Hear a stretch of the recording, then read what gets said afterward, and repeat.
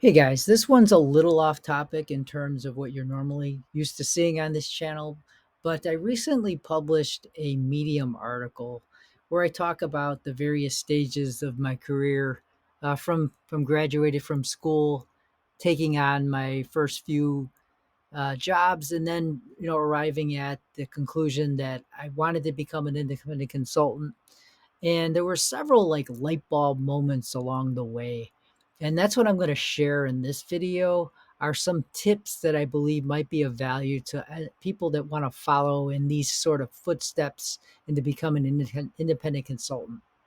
So I'm going to include the URL for the Medium article in the description of the video. But this video is really going to focus on those tips. And then if you want to really read the details, the Medium article would be for you to refer to. All right, so moving on to the tips. Run scared, don't take anything for granted, never stop learning. So trouble's always around the corner when you're going to be an independent consultant. So you definitely want to have your guard up at all times. And never stop learning. You're always looking to acquire new skills because you don't know when you're going to need them. So the next one is try not to turn anything down. So you get a lot of cases where a potential client would come to you. They're looking for a certain situation or a certain type of role, and maybe it's something more than you can handle at this time. Always try and propose a reduced role. Something that you think you can accommodate. Because, like I said, trouble's always around the corner. You never know when some situation might end with another client, and hey, bang, you got time, and you can actually accommodate what they originally had in mind. Uh, and if you've got your foot in the door, you're right there, and you're ready to take it on immediately. Next one, in negotiations, don't be afraid to walk away. So if there's a situation where you don't think you can dedicate yourself to, don't be afraid to walk away. You won't regret that. Knowledge is transferable. So if you learn one technology really well, you'll be surprised how easy it is to pick something up that's similar. So in my case, I learned one relational database really well, and then I was able to pick other ones up a lot faster because of it, because I understood the fundamentals. If you have a client in crisis, go out of your way to help them through it. You'd be surprised how much goodwill that buys. If they know they can depend on you when the chips are down, it'll go a long way later on.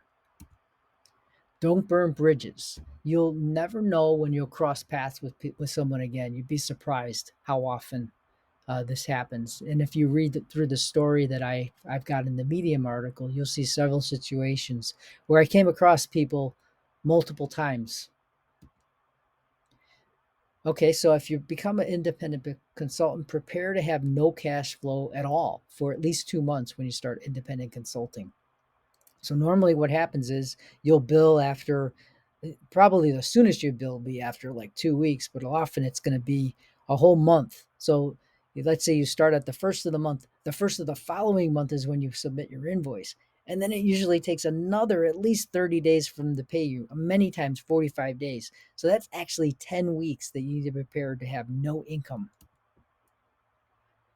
Next one is make every effort to work directly with your clients. You don't want to work through these middlemen consulting firms. It just becomes a problem, trust me. Strive to diversify your client base and have multiple streams of income. That's very important. Always try to bring value to your clients. And if you're not, worry about it. And if you don't think that you can bring value, you might want to look at a way to structure your way out of it. Assess your skills regularly. Think about skills that you want to acquire. What I used to do is at the beginning of the year, I would take a look around, see skills that I wanted to learn, and I would form a plan. What do I want to take a class? Do I want to take an online class? Or do I want to pick up a book and just start playing with the technology? And then set some goals and then work towards them. Consistent and hard work and determination can't be denied. I can't.